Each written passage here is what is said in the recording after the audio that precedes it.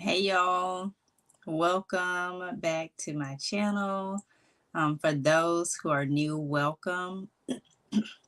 My name is Amy. I am your gift strategist, and I am here to help you enhance your client's experience um, without the stress and the overwhelm. So, I have started a series that, you know, to help you build your client gift plan.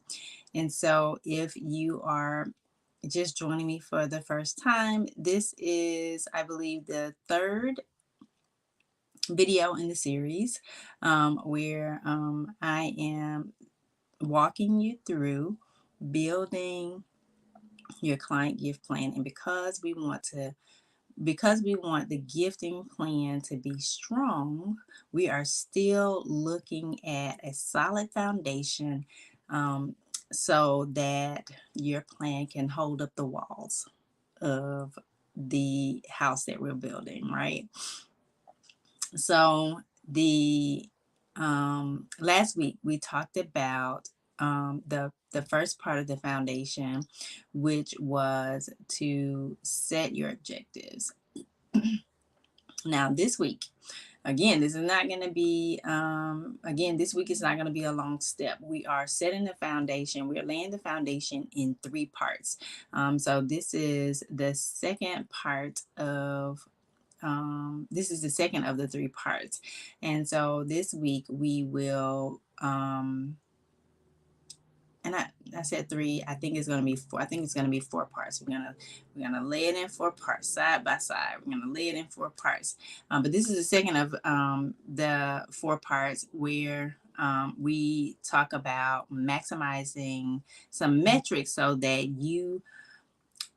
metrics that you already have. You should already have these metrics, but we're going to maximize those metrics by assessing the number of clients that you serve.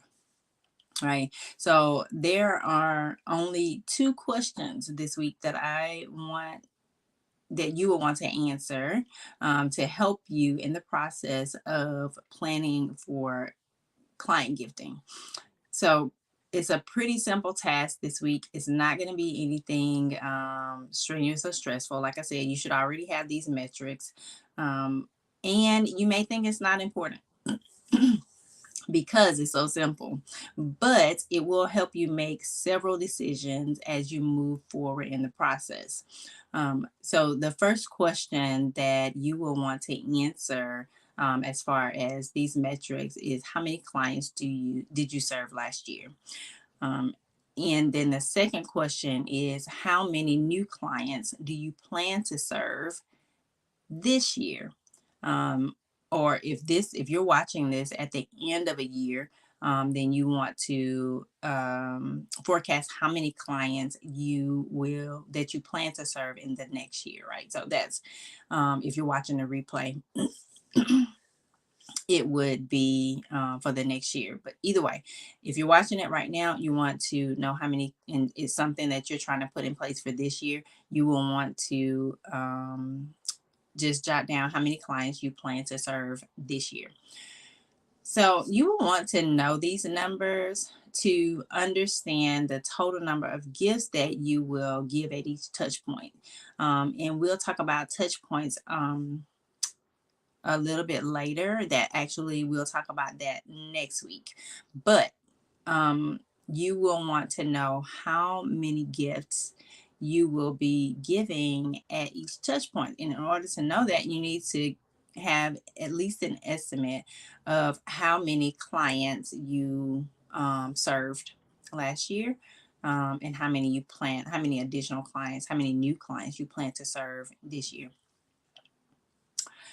So when you get to that point, it'll help you determine how much um, of each item. So when we get to the point of designing the gifts or thinking about the types of gifts, you'll have these numbers in the back of your mind, and it'll help you determine how much of each item that you chose that you will need to purchase, right? So it helps you figure out your inventory. Knowing these numbers ahead of time will help you quickly figure out your inventory. It will also help you figure out and calculate your budget for the items that you have to purchase. So don't skip this step. It is simple, but it is a very important step. So that is the second part of the foundation. And I wanted to run through a quick example for you, but I don't have it pulled up. But I just wanted to give you a quick example of this can how this can help. Give me 1 second. I want to pull up the example that I noted for you.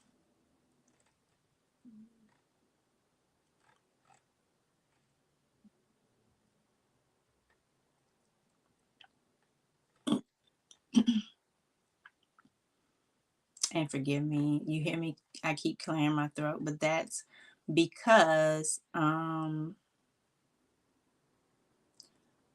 of the pollen in the air. And I went out in it today, so forgive me for the clearing of my throat.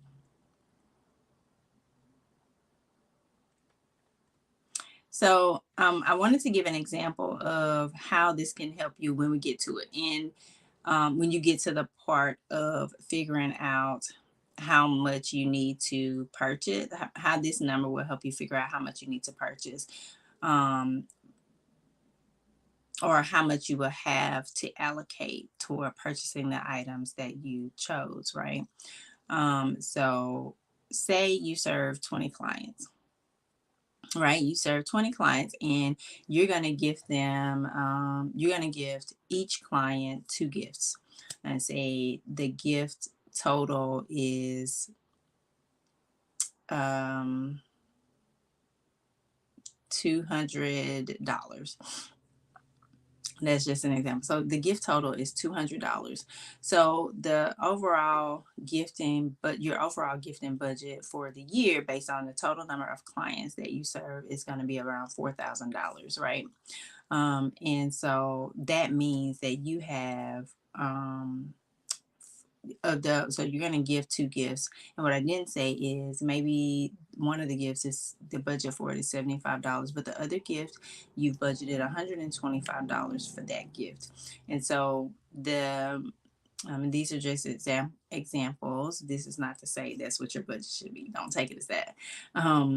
But when you calculate based on the number of clients that you serve, the $200 times 20, you serve 20 clients for the year, that's $4,000. But that means that you get to allocate $1,500 for the $7,500 gift and $2,500 for the $125 gift, because you're giving each client 2 gifts. One gift at 75, budgeted at 75, and one gift budgeted at 125. So that's an example how knowing these numbers ahead of time can quickly help you determine um, how much um, how much you would set aside or how much you have to work with as far as budget. Then it also helps you determine the number of items to get. So if you're looking at a particular item, you don't have to go back and wonder, how many do I get again? It will help you in quickly determining, I need to get 20 of these, right? Because that's how many clients I expect to serve. And that might seem simple, but once we start breaking down how you want to gift per service, if you have multiple services, right? And if you want to give multiple gifts, you can quickly come up with that number to place your orders and things like that. So that you know how many you need to order, and as well, because you need to order that much, you know how much money you're going to spend on that one item as well. So I wanted to kind of give that as a quick example, but like I said, this week is not supposed to be long. The intention is for me to be able to walk you through the process of setting up your client gift plan step by step, so that you will be able to do it um, quickly, because I'm giving you step by step. You'll take this step, execute on that, and then we'll move on to the next one the following week. But it is meant to allow you to be able to have the time to execute on the step, so that you can build your plan without stress and without being overwhelmed, because I understand that your plate is already full. And while the a lot of your clients will probably come in the next few months as the season ramps up, um, I don't want you to feel stressed out or overwhelmed during that time, because you already have a lot going on. You're already trying to service clients. You're already trying to make sure that those clients have a really good client experience in their journey with you. So that is all that I have for today. If you have any questions, feel free to let me know in the comments, and I will respond to you there. If I don't respond to you through come by commenting back, which typically I do, I will respond via video.